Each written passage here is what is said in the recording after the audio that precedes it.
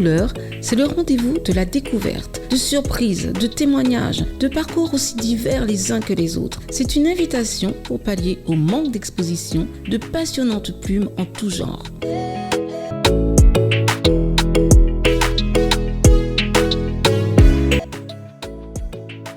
Je vous propose ma conversation Lire de toutes les couleurs avec un artiste originaire de la Martinique. Il développe un univers artistique engagé, mêlant actualité, histoire et imaginaire caribéen. Créateur de Simon Sioul, un personnage charismatique, il poursuit depuis tant d'années le chemin de sa création vers une nouvelle démarche d'écriture avec son premier titre jeunesse qui vient nous présenter Adelise contre la main noire, qui est paru chez Netrorkies, sa propre maison d'édition. Bienvenue Jack Exili. Oui, bonjour Mika. Alors, raconte-nous un petit peu tout ça. Ça fait un moment que nous n'avons pas discuté sur Lire de toutes les couleurs. Hein. Oui, en effet, nos échanges sont rares, mais bon, quand il y a des échanges, ils sont fort intéressants. Merci. Oui, les échanges sont rares et pourtant tu as une telle richesse. Déjà, on va revenir un peu sur ton parcours pour les personnes qui ne savent pas qui est Jack Exili, ce super dessinateur. Et puis après, on continue. Tu vas nous présenter Adelise contre la main noire. D'accord ? Alors, parle-nous un petit peu, pour commencer. Tu peux te présenter en 2 petits mots. Alors, comme tu l'as dit, donc je suis auteur de BD et illustrateur jeunesse à la base. Mm-hmm. J'avais jamais écrit de livre en tant qu'auteur, mais principalement donc des bandes dessinées et participer à des projets de livres jeunesse. Donc, je suis né à la Martinique, j'ai publié plusieurs bandes dessinées, j'ai commencé dans les années 90. Il me semble que c'est dès l'âge de 19 ans, si je me rappelle, hein, que tu as commencé, c'est ça? Parce que tu dessinais déjà un peu avant.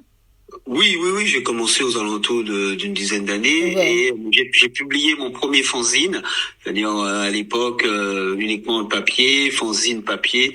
Je l'ai publié, j'avais 19 ans en effet, en 89. Ouais, j'avais souvenir de ça. C'est ça. Et donc ça a commencé comme ça.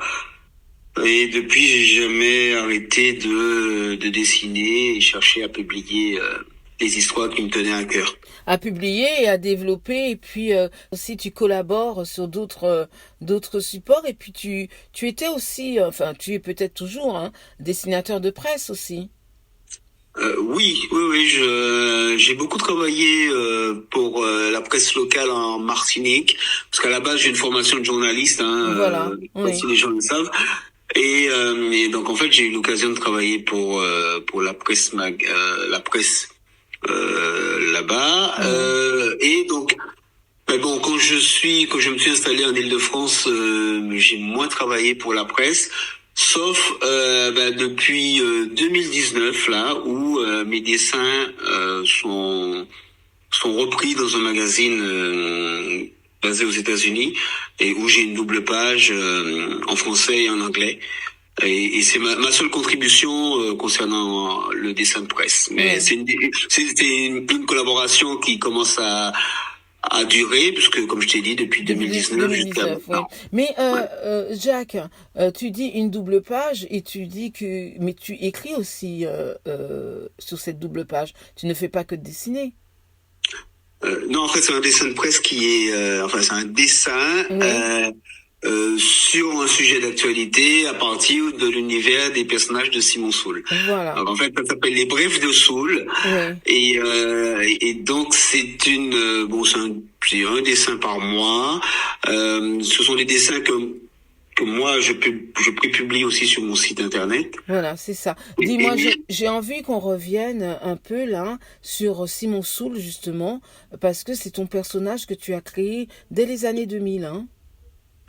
Ouais, c'est ça. C'est-à-dire que je me suis rendu compte que Simon Sioul a bientôt 30 ans. En fait, il a été créé en Martinique, mais il a pas été publié là-bas. En fait, les premières publications de Simon Sioul ont été donc publiés en fait en France métropolitaine. En Hexagone.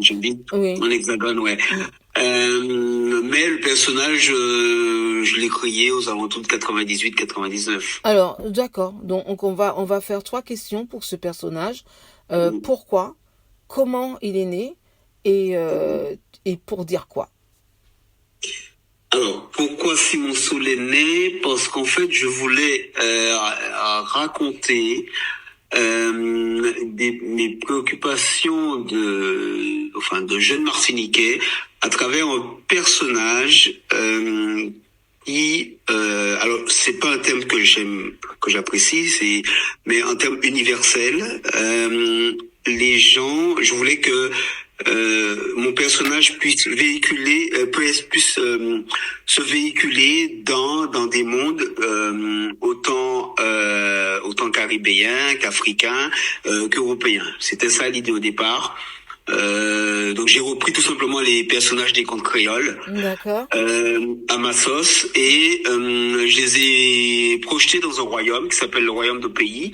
Et donc j'ai créé donc un personnage, donc Simon Saul, qui est dans le monde réel et qui retrouve ces personnages des contes créoles pour justement lutter contre les forces maléfiques de ce royaume. Et finalement, c'est une sorte d'allégorie coloniale et des rapports de force qui peuvent exister tant en Martinique que dans la Caraïbe. Et dans le monde? Oui, parce que en ce moment, et aussi dans le monde, oui. Bien sûr, c'est d'autant avec les actualités actuelles, on voit bien que les rapports de force, voilà. Ouais. Alors, je suis un fervent défenseur de la Caraïbe, de ma région d'origine, et c'est vrai que parce que justement, c'est un carrefour où tout s'est retrouvé. Le monde. Et où il n'y a jamais eu de conflit majeur dans cette région entre les gens. C'est-à-dire, il y a eu des conflits entre les puissants et les plus faibles, mais jamais finalement entre les gens. Il n'y a jamais eu de massacre d'hindous, parce que les hindous, il y a eu une migration indienne dans la Caraïbe, que ce soit en Martinique, Guadeloupe, ou encore à Trinidad et Tobago. Il y a jamais eu, alors il y a pas eu non plus de massacre de Syriens en Martinique. Il n'y a pas eu non plus de massacre de Chinois en Martinique ou en Guadeloupe ni dans la Caraïbe. Donc c'est pour ça que cette région est intéressante, parce que elle montre au miroir qui pourrait être un exemple pour le monde, mais voilà, le miroir qui pourrait être un exemple du vivre ensemble. C'est ça, voilà, c'est ça. Voilà. Dis alors, et donc parle-nous un petit peu de l'univers au pays. Alors oui, et donc le pourquoi, j'ai répondu au pourquoi, et après la deuxième question c'était le comment, ou je sais plus. Oui, et oui, parce que finalement on a un peu tout regroupé. Il est né, donc pourquoi il est né, et pour dire quoi. Et finalement, c'est un peu répondu, quoi. J'ai un peu répondu, voilà. Donc, on peut avancer, ok. Ouais, tu as un peu répondu à toi en même temps, aux 3 questions en même temps, mais tu as soulevé cet univers d'OPI que tu écris, donc qui est un univers imaginaire. Oui, alors imaginaire, oui, mais finalement basé sur voilà, c'est-à-dire que basé sur des territoires bien réels, et où justement notre histoire, on va dire coloniale, esclavagiste, se mélange à notre géographie. Et en fait, c'est vrai que c'est un royaume magique qui sert de prétexte pour finalement raconter un petit peu tout ce qu'il y a pu avoir comme histoire dans les Caraïbes et en Martinique, en Guadeloupe. Donc ce royaume en fait est régi par des principes basés sur les contes créoles. Par exemple, vous avez le personnage de Dieu, du diable, il y a le roi, il y a Monsieur Limaire, et en fait c'est une sorte de hiérarchie un peu absurde comme ça. Je me suis tout simplement inspiré des contes créoles, c'est-à-dire que c'est la base de nos contes. Et donc je me suis inspiré de ça. Donc j'aime bien. Alors il y a des personnages ambivalents comme Oui, parce qu'il y a Monsieur Simon Dumais. Soul, mais il n'est pas tout seul. Hein. Oui, voilà, ben, il y a le camp des bons, on va dire. Il y a Compère Lapin, Compère Mulet, Oui. la petite Adélise, et Compère Mulet, bon, et tout ça. Et puis il y a des personnages un peu plus ambivalents, comme le Baron Samedi, qui navigue entre le camp du bien et le camp du mal. Mhm. Il y a Diabla qui est l'ennemi, voilà, l'ennemi désigné. On a aussi donc Mondier, on a Liroy, qui sont plus des personnages un peu fainéants, qui profitent juste d'une situation, on va dire. Mhm. Ça peut paraître mais finalement, c'est comme je le dis, je répète, c'est tout simplement la base des contes créoles. Hein. Ouais. Quand Mhm. j'écoutais ça à la radio, c'est comme ça que ces personnages-là étaient présentés et décrits dans les émissions enfantines sur les contes créoles. Mais alors, tu dis des émissions enfantines, mais en même temps, tes contes ne sont pas que pour les enfants. Alors moi mes livres. Alors j'écris deux types de livres. Voilà, c'est ça. Mhm. J'écris quand je dis j'écris, c'est-à-dire je dessine Mhm. une bande dessinée peut-être un peu plus adulte, souvent en noir et blanc. Ouais. Mais par exemple pour tout ce qui est univers enfantin enfantin, on va dire, j'y mets des valeurs, mais en même temps j'essaie d'utiliser des sujets assez complexes comme les rapports de force, Mhm. comme Mhm. l'histoire, la géographie et tout ça. J'essaie de ne pas. Moi, je ne considère pas écrire. Par exemple, Simon Soul, je ne considère pas que c'est uniquement uniquement pour les adultes ou pour les jeunes. Voilà. En fait, j'essaie de, même si des fois les sujets peuvent paraître complexes, mais il y a des choses que vous ne retrouverez jamais dans du Simon Soul. Mhm.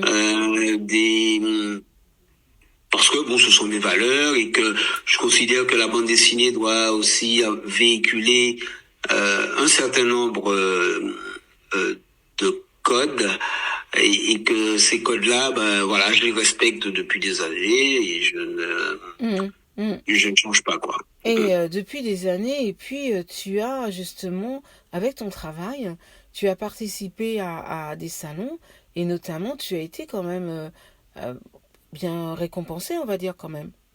Tu as des distinctions. Tu as eu, il me semble, la Créolité, Angoulême.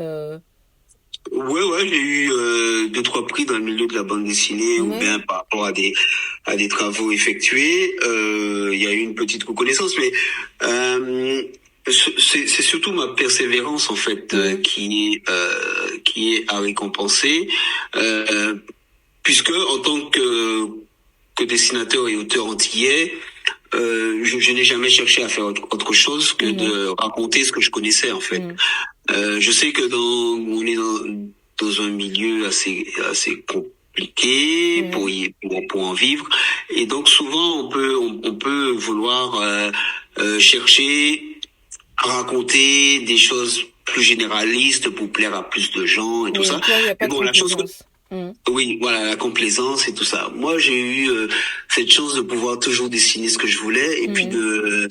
de finalement, je considère que je fais partie des derniers dessinateurs antillais à l'ancienne et que bon, je sais pas si on va pouvoir créer une nouvelle génération qui va pouvoir justement rester Focus, ouais.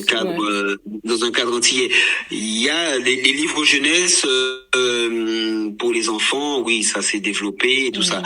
La bande dessinée, j'ai l'impression que c'est beaucoup plus difficile. Mhm. Et, Il y a beaucoup moins d'auteurs de bande dessinée mhm. qui se revendiquent donc dessinateurs antillais sur Mhm. des thèmes antillais et tout Mhm. ça. Mhm. Mhm. Et alors, est-ce que tu te considères comme un artiste engagé? Alors, ça dépend engagé dans quoi. Mais de quoi Engagé, euh, ben, dans quelque chose. Quand on est engagé, on est engagé. On n'est Ah pas bah oui, engagé dans je tout, mais pense que mhm. ce que je viens de répondre précédemment, Ouais. finalement. réponds à ta question. Oui. Oui, je me suis engagé dans le fait de dessiner la Caraïbe, les Antilles sous toutes ses formes. Et où je peux avoir une sorte d'engagement, c'est de montrer que le monde réel dans lequel nous vivons peut être transposé dans un monde imaginaire et où les problèmes sont les mêmes. C'est-à-dire que et donc mon engagement c'est souvent sur des rapports de domination. Parce que finalement, on vient d'une région où les rapports de domination ont malheureusement forgé nos cultures et nos civilisations. Notre civilisation caribéenne, si on peut dire comme ça. Et donc, je suis engagé dans la reconnaissance des combats, dans des combats des plus faibles et contre des forces plus puissante qu'il faut absolument combattre d'une façon ou d'une autre. C'est-à-dire que moi, j'ai choisi le dessin, la bande dessinée. D'autres peuvent choisir l'écriture, d'autres encore des conflits armés. Chacun choisit son mode de lutte. Ouais. Et on peut dire aussi que c'est une manière de transmettre à la nouvelle génération, parce que quand on regarde tes collaborations, effectivement, tu es toujours dans l'esprit de la Caraïbe et d'engagement. C'est pour ça que je te parlais d'engagement, parce que tout à l'heure, tu nous parlais de ta collaboration avec ce journal en anglais et voilà. Mais tu as aussi collaboré avec Barbara Jean-Élie sur une série qui s'appelle Sina. Comment tu fais naître comment cette collaboration elle naît? Alors ça peut être lié à des hasards ou à des comment dire, à des intérêts communs. Et même si des fois on n'a pas forcément les mêmes visions, on se rend compte que quand on a un projet commun avec un collaborateur ou avec une collaboratrice, c'est que finalement on a un point en commun. On peut ne pas être d'accord sur plein de choses, mais on a un point en commun. Et ce point en commun, souvent, ça peut être la défense de certaines valeurs, c'est la reconnaissance de personnages qui nous caractérisent plus. Par exemple, le journal dans lequel je collabore, c'est un journal généraliste, mais aussi il est édité par un Africain aux États-Unis. J'avais eu une interview dans son magazine. Ensuite, il a récupéré mes dessins, il en a fait une rubrique. Et depuis donc à peu près 7 ans, on collabore ensemble. Donc, et pourtant, on n'a pas forcément les mêmes idées sur tous les sujets. Oui, bien sûr. Mais il peut avoir un élément, et c'est ce que je peux indiquer aux plus jeunes, c'est que on n'est pas obligé tout le temps de collaborer avec des gens où on est à 100% d'accord, mais il faut juste trouver un point en commun et un intérêt en commun pour pouvoir avancer ensemble. Oui, et puis comme je dis toujours, c'est la différence qui m'enrichit. Voilà, c'est ça, oui. Et donc, tu passes aujourd'hui tout ça avec t'as tes propres projets. Et là, tu es passé à l'écriture en 2024, il me semble. C'est ça. Alors, avec Adelise, Contre la mer Noire. Et pourquoi ce tournant à ce moment-là? En fait, je vais t'avouer, Mika, mon vieux rêve, ça a toujours été d'être un écrivain. Mais j'ai du mal en fait, je crois que j'ai du mal à tenir sur la longueur, sur l'écriture. Et donc, c'est pour ça que j'ai toujours trouvé beaucoup plus facile de combiner le dessin et le texte. Mais en fait, j'ai ce mythe d'être un écrivain. T'as une formation de journaliste. Avec le gros pavé, avec la dédicace et tout ça, machin. Vous voyez. Mais et donc je me suis dit bon, allez, ce projet-là, c'est un personnage qui fait partie de l'univers de Simon Soul et donc d'OPI. Donc on connaît déjà en mais fait. oui, Oui, voilà. et donc, mais je me suis dit bon, même en préparant les dessins, donc les dessins préparatoires, les coquilles et tout ça, Oui. je me suis dit ben je vais rester, j'ai écrit l'histoire, mais je me suis dit tiens, je vais travailler avec un illustrateur et je vais être l'auteur de ce livre et pas Et pas le l'auteur dessiner. illustrateur. Ouais. Et pas le dessinateur. Ouais. Et voilà, donc pour moi c'est une première. J'ai travaillé avec Quincy Gain, qui est coloriste déjà sur plusieurs projets de Simon Soul. Et donc c'est lui qui a fait les dessins. Et donc je suis donc l'auteur de ce premier livre pour enfants. Et finalement, donc alors pour rapidement parler du sujet, donc, pourquoi à ce moment-là, voilà, en 2024, ça t'a pas pris comme une envie de faire pipi, comme on dit. C'était, peut-être que parce que je commençais à faire un petit peu le tour au niveau de la bande dessinée, ou même en tant qu'illustrateur. Vous savez, c'est un travail en commun avec un auteur, ou ça peut être un travail en individuel, faire une bande dessinée de A à Z, écrire le texte et combiner les dessins avec. Je sais pas, j'avais envie d'essayer autre chose. Est-ce que tu avais envie de te lancer un défi? Peut-être, mais comme je t'ai dit, c'était un vieux rêve. C'était de me dire tiens, peut-être qu'un jour je vais pouvoir écrire. Alors ça a commencé, tu vois, par un livre jeunesse d'une 30aine de pages, mais je vais commencer par écrire un livre jeunesse, et puis peut-être que prochainement j'écrirai quelque chose de plus long, et parce que c'est un vieux rêve, voilà. Oui, tu lances un défi à ton rêve. C'est ça, voilà, il est temps de mettre mon rêve en action, quoi. C'est ça. Et alors, on appuie ton contenu, l'histoire s'inspire d'une légende. Oui, c'est la fameuse légende de la main noire des années 70 en Martinique. Quand je rencontre des gens dans les salons, il y en a qui en ont entendu parler, notamment par les parents. Moi, j'ai vécu cette légende, j'avais une petite dizaine d'années. Alors, c'est quoi cette légende? Et en fait, on avait fait courir qu'il y avait une main noire à Fort-de-France, la ville principale de la Martinique, une sorte de main visible qui effrayait les enfants comme les adultes.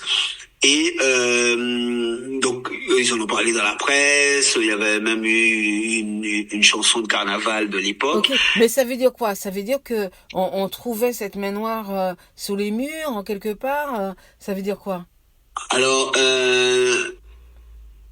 on en a beaucoup, enfin ils en ont parlé dans la presse, mais en fait, sachant que c'est une légende, il n'y a jamais eu de visuel réel. C'est quelqu'un qui a dit un jour. C'est ça. Tout ça et le pire c'est que le pire c'est que même les adultes y croyaient. Et donc j'ai trouvé que c'était formidable d'utiliser cette légende pour l'un des personnages de l'univers de Simon Soul. Et finalement, alors la petite histoire personnelle, c'est que donc dans la cour d'école où j'étais, en fait, après avoir fini d'écrire ce livre, ou même voilà, quand je l'ai eu en main, je me suis rendu compte qu'en fait j'avais écrit quelque chose sur ma propre peur d'enfance. D'accord. C'était pour un peu exorciser ma peur de cette légende. Et finalement, la thématique du livre, c'est aussi que les enfants puissent affronter leur peur, et notamment collectivement, c'est-à-dire que c'est aussi un groupe d'amis. Adélise, c'est l'héroïne. C'est l'héroïne, et donc c'est aussi une façon de maîtriser sa peur et de ne pas croire Alors bon, là, dans le royaume, cette main noire existe bien, mais Oui. les adultes ne la verront jamais, et donc le livre se conclut par le fait que on peut penser que les enfants ils ont fabulé alors qu'ils ont bien rencontré la main noire. Bien Donc sûr. voilà ce que ça résume ce Et livre. puis, il faut quand même dire quand même que la lecture de ce livre nous amène dans un monde fantastique et en même temps, ça mêle réalité, quoi. C'est ça. Tout le challenge pour moi, c'est toujours finalement de récupérer des choses du réel pour le transposer dans un monde parallèle, imaginaire. Tu sais, c'est un peu comme la poésie de nos grands auteurs comme Césaire par exemple. C'est après qu'on comprend la force de la poésie, parce que ça permet de dire des choses ou de transposer des réalités singulières et cruelles parfois dans des vers de poésie, dans des poèmes, oui, dans des écrits qui peuvent paraître innocentes. Donc j'ai un ami qui s'appelle Ozende Ancelin, qui est aussi très bon là-dessus, avec qui j'ai déjà collaboré, et qui écrit des très belles poésies, et justement qui dit plein de choses. Oui. À travers la poésie. Et je vais peut-être te surprendre, mais c'est un genre littéraire qui marche pas si mal que ça, et notamment en Martinique. Bien sûr, non, tu me surprends pas du tout, hein, parce qu'avec la poésie, on arrive à dire des choses qui sont dans notre nombril. C'est ça, voilà. Donc, qui sont cachées dans le nombril et voilà, et ça sort. Et ne pas négliger donc la poésie. Non, exactement. Ne pas négliger la poésie et ne pas négliger aussi les contes fantastiques, parce que quand on est dans ton livre en train de lire l'ouvrage, moi je me suis surprise à complètement zapper tout autour de moi. Mais vraiment, et pourtant c'est une période où je suis secouée par certaines choses, mais ça m'a, en fait, j'allais te poser la question, je t'ai posé la question tout à l'heure, pourquoi à ce moment-là et tout, tu as répondu aussi que c'est après avoir lu le livre, avoir écrit ton livre, que tu as compris que c'était une part de ton enfance. Oui, c'est-à-dire que oui, c'est après que je me suis rendu compte de ça. Ouais. Ou est-ce que c'était déjà inconscient, ou que je me suis dit parce qu'au départ on peut penser que c'est je m'inspire d'une légende et après j'écris une sorte de scénario hollywoodien pour justement utiliser les ressorts et les mécanismes des films des séries fantastiques et tout ça. Mais en fait non, je me rends compte que c'est beaucoup plus profond que ça, et que c'est plus une peur que j'ai essayé à travers ce livre sans savoir, que j'ai essayé d'exorciser. Exactement, et sans savoir, parce que quand on finit l'ouvrage, parce qu'il faut quand même qu'on explique qu'il est très intéressant cet ouvrage, hein, et puis qu'on est dans un monde fantastique, et même s'il y a la réalité qui rejoint et tout, mais justement, le fait qu'on soit happé par l'histoire en étant une adulte, hein, comme moi, je parle de mon expérience, et quand toi, autant l'interrogation est venue que tu avais besoin d'exorciser ça, et nous on peut se demander, parce que moi j'étais happée par le truc, et je me suis dit, mais finalement ça m'a aussi fait sortir des choses de l'enfance, donc c'est quasiment une écriture thérapeutique que tu as faite là. Alors oui, je ne savais pas que j'étais chez le psy, mais peut-être. Voilà. Oui, non, mais oui, c'est un peu ça en fait.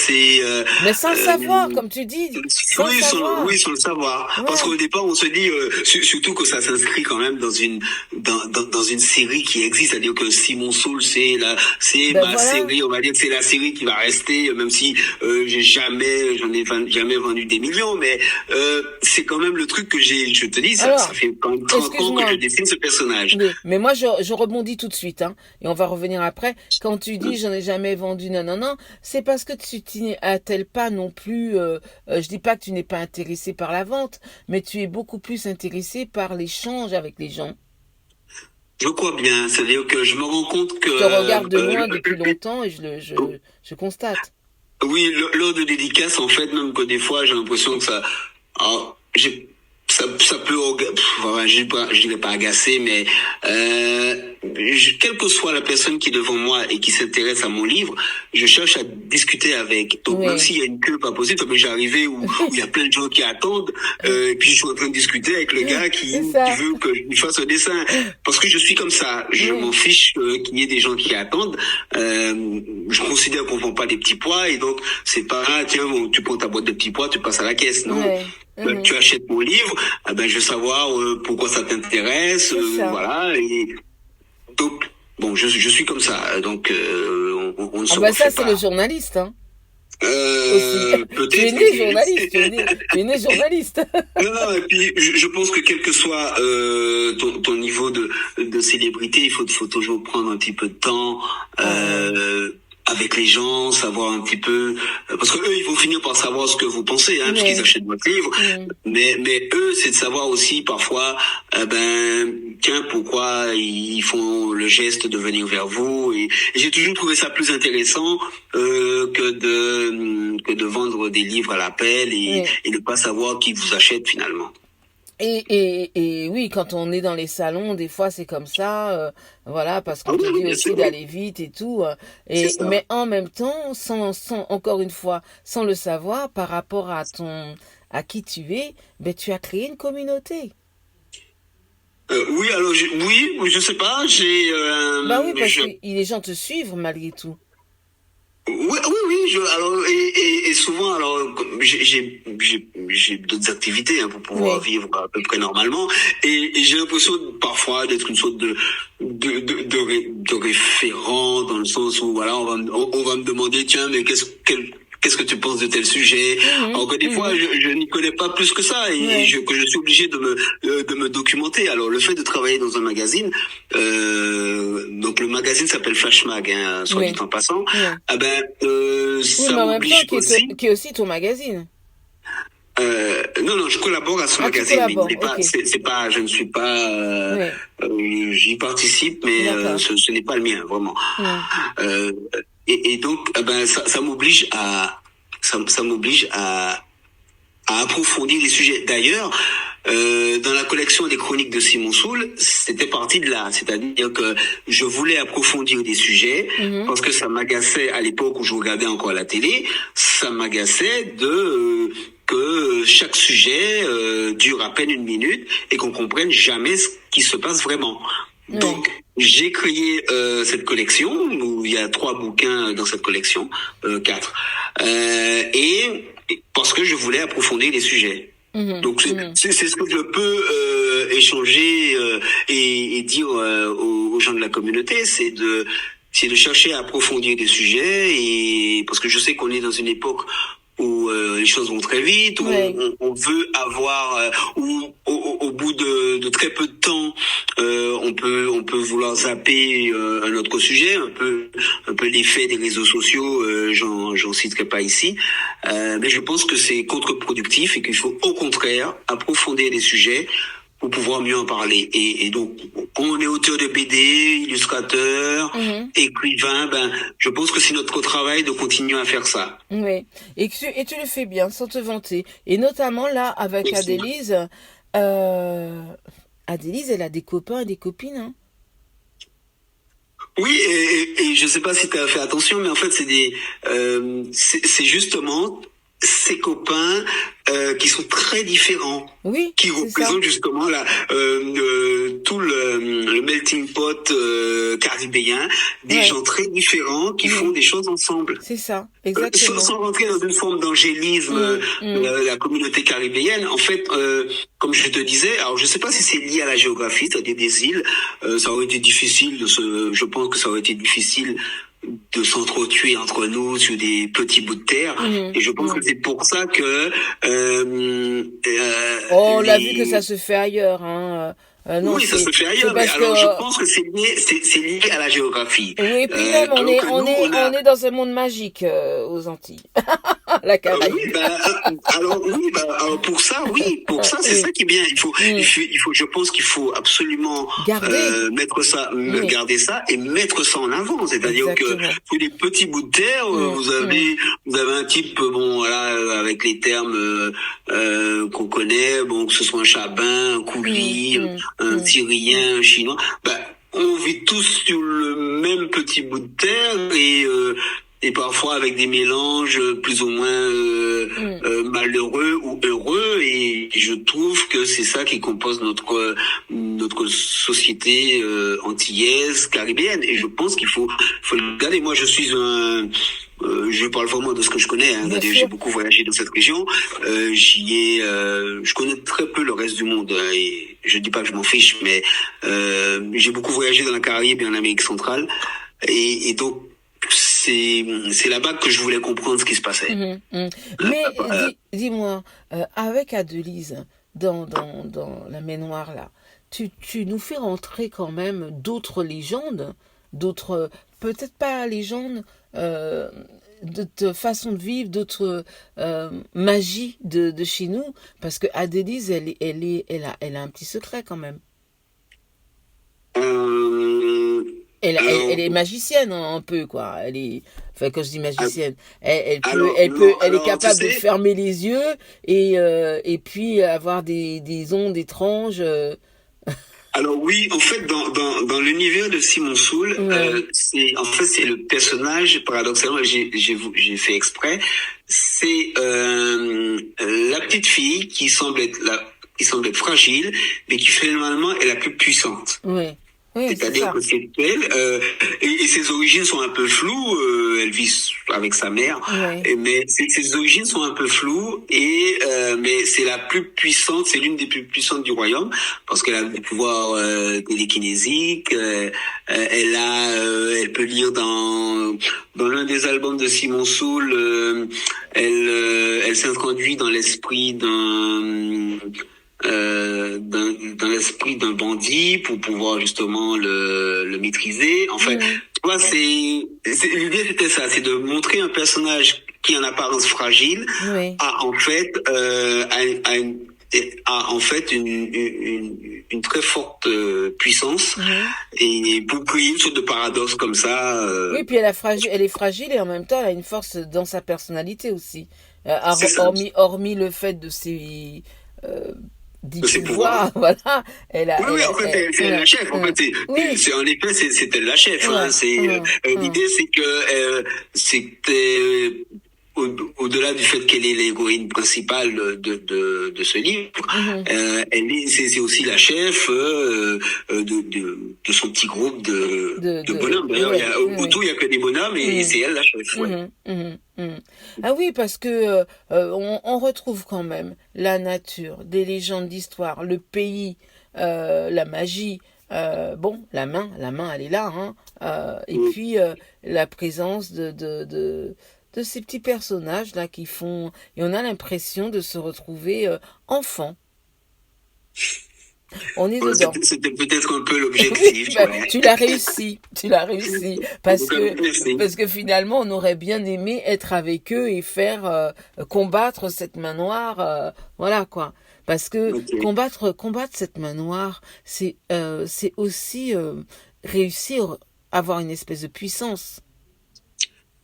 Oui, c'est ça, c'est-à-dire c'est de revenir à cet esprit collectif, tu Mm, sais, ouais. face à une adversité, Mm, mm, se mettre ensemble pour lutter contre. Alors je n'aime pas le mot ennemi, pour moi ça c'est mais lutter contre une force négative ensemble. Moi je pense que c'est ce qu'il faut qu'on inculque à nos enfants et même et à nous-mêmes. Hein, c'est-à-dire qu'il faut bien sûr. qu'on reprenne la main sur le collectif pour contrecarrer des projets néfastes. Et donc voilà, c'est un peu ce que j'essaie aussi d'exprimer dans ce livre.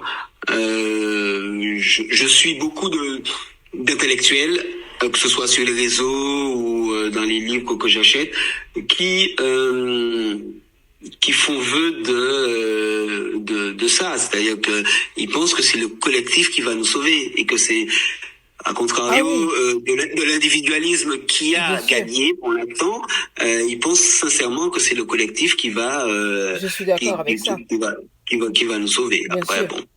Moi aussi, je pense que c'est le collectif qui va nous sauver. Bon, peut-être qu'on va arriver un jour à se dire vraiment que c'est vrai que c'est ça qui va nous sauver parce que j'ai envie de dire que c'est le collectif qui a sauvé nos ancêtres. Un petit peu. Oui. Voilà. Il y a une boutade que j'aime beaucoup, c'est mon fond d'écran d'ordinateur de bureau de travail. Ouais. C'est la fameuse cérémonie du bois caïman. Ouais. Tout à l'heure je te parlais de Baron Samedi qui est un personnage de la mythologie vaudou haïtienne, mais pour moi caribéenne quasiment. Et en fait j'aime bien qu'on me dit oui, mais ouais c'est vrai. Africains, antillais, on galère un peu et tout ça machin. On a du mal à créer une force et tout ça. Mais j'aime bien prendre cet exemple du 17 août 1791 où finalement un collectif a réussi à renverser un ordre scélérat et la plus puissante armée de l'époque, l'armée de Napoléon. Ouais. Donc je dis si ça a marché une fois, ça peut peut-être marcher une deuxième fois. Une deuxième fois, exactement. Dis-moi, qu'est-ce que tu cherches encore à explorer aujourd'hui? Alors, je sais pas si c'est un scoop, mais là, je suis en train de travailler sur un Simon Soul. Il est écrit, il est dessiné, il est même mis en pré-maquette, on va dire. Ce sera le dernier pour l'instant. Bon? Ah oui. Oui, je pense que j'ai fait le tour du personnage et il est peut-être temps d'arrêter. Alors, au départ, c'était juste une aventure de plus. Ouais. Mais je m'étais beaucoup inspiré donc des luttes amérindiennes au temps là où l'autre fou furieux au Brésil était président. Où il a Bolsonaro là. Oui.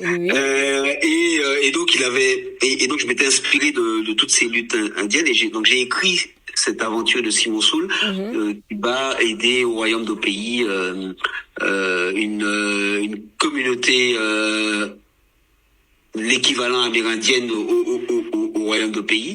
Et en fait voilà et je me suis rendu compte que finalement ça bouclait la boucle et que j'avais pas besoin d'en dire un peu. Enfin, j'avais pas besoin d'en dire plus avec ce personnage. Et donc ce sera la dernière aventure de Simon Soul. Donc là, ça va apparaître quand, ça? Alors, c'était prévu depuis 2025. Après, mais là, cette année, je pense que ça devrait être bon. Alors, je préfère garder la surprise, mais ça peut très bien paraître entre fin avril et novembre. Voilà. Bon, mais ça va paraître cette année. On attend de savoir. Et alors, pour revenir à Adelise, est-ce que il y aura une suite des aventures d'Adelise? On verra bien.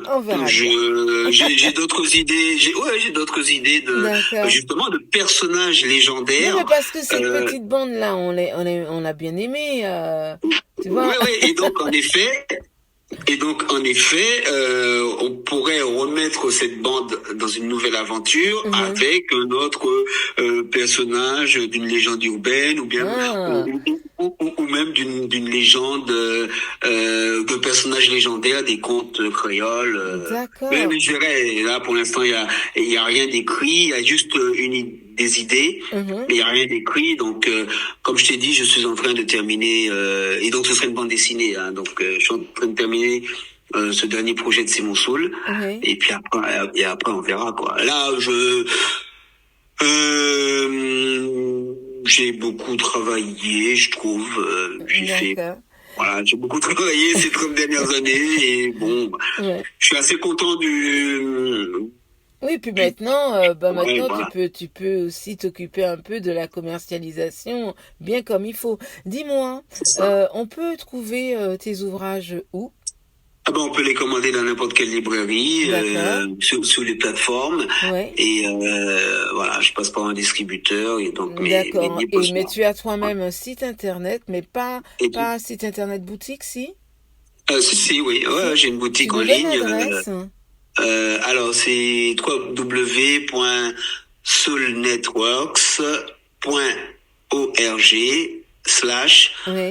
www.soulnetworks.org/shop shop. D'accord. Et on les trouve aussi chez Nouveau Île? Oui, oui, oui, oui. Qui a choisi Certains le roi? titres sont, voilà, D'accord. certains titres sont chez Nouvelle-Zélande, en Mm. effet. Ben, on va arrêter pour aujourd'hui, mais on va se retrouver sur tes prochains projets. On Oui, en tout attend. cas, j'aime beaucoup ce format de podcast. Tu vois, ça permet de vraiment discuter. Ouais. Je réponds à très peu d'invitations. Ça m'intéresse pas trop d'aller dans des médias, on va dire traditionnels. Mais c'est bien ce que je Je, sais, c'est pour je, ça que je te remercie. je préfère, non pas que par prétention, hein, mais c'est juste Oui, que parce que quand je veux m'exprimer, je veux prendre un petit peu de temps pour le faire oui. et que les formats que l'on propose à la communauté, alors comme je t'ai dit, je n'aurai pas la télé, j'en ai pas et je ne sais pas ce qu'il y a comme format pour des gens comme moi ou pour alors je sais qu'il y a 2 3 émissions sur je sais pas quelle chaîne sur les chaînes publiques, mais je trouve que ce ne sont pas des formats qui sont adaptés à ce que je veux dire. C'est ça. C'est bien pour ça aussi que tu as créé ton personnage, parce que tu ne trouvais pas non plus ce qui était adapté à ce que tu voulais dire. Tout à Ah. fait. Merci beaucoup, Jack. À vous autres, merci de votre écoute. Continuez à partager de belles énergies sur le rythme indien de Goa, notre musique générique. Suivez-nous sur le hashtag Lire de toutes les couleurs. Croyez en vos rêves et surtout faites des bêtises. Ouvrez des livres. À bientôt en Belle Thibaut, Mika.